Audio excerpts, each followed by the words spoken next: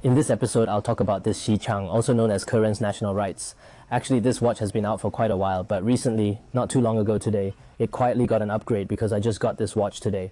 Now, firstly, there are 2 points. The first point is this. Its white edge on the mirror surface. Have you noticed? Its overall white edge has been significantly weakened. It feels like something isn't right. There's still a white edge, isn't there? Just a bit. This original version also had just a bit. In previous versions, the white edge of the Xichang was relatively thicker. Now it has also been improved and upgraded. Then the second point can be said to be a giant leap forward. Mainly it's this bezel. This bezel is indeed... I'm shocked. Shocked, that's right. The word I use is shocked.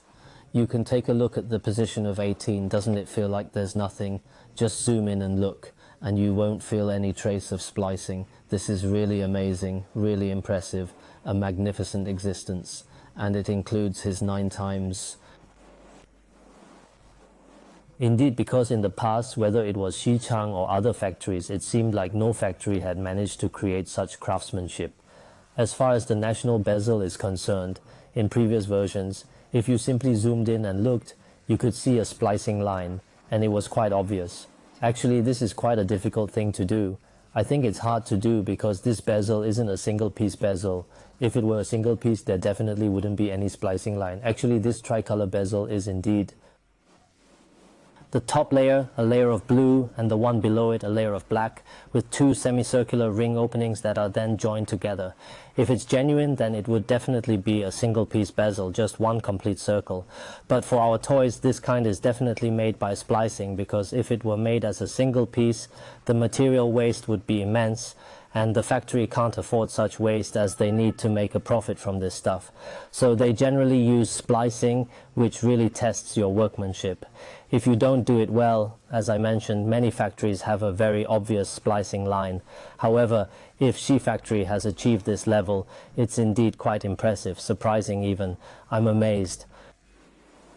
Originally, I thought that such craftsmanship was particularly difficult and that our domestic manufacturers might not be able to achieve it, or would find it prohibitively expensive, so they abandoned it. But now it seems like Xi production has managed to pull it off. Right? Let me show you again. Indeed, our domestic production has been progressing.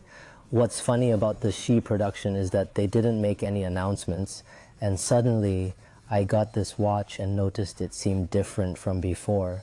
After a closer look, I realized it had been upgraded, but I'm not sure if it might suddenly have some issues in the future. I wouldn't bet on it.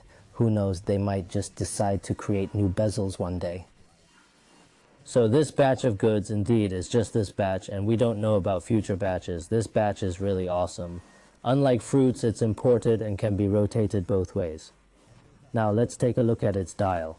The craftsmanship of Xi Factory is indeed trustworthy. There's really no fault in this dial in terms of hardness and all aspects, including its adjustment knob. Look at this inverted triangle. Right, the 36 and 9 markers are all polished, and the calendar is okay too.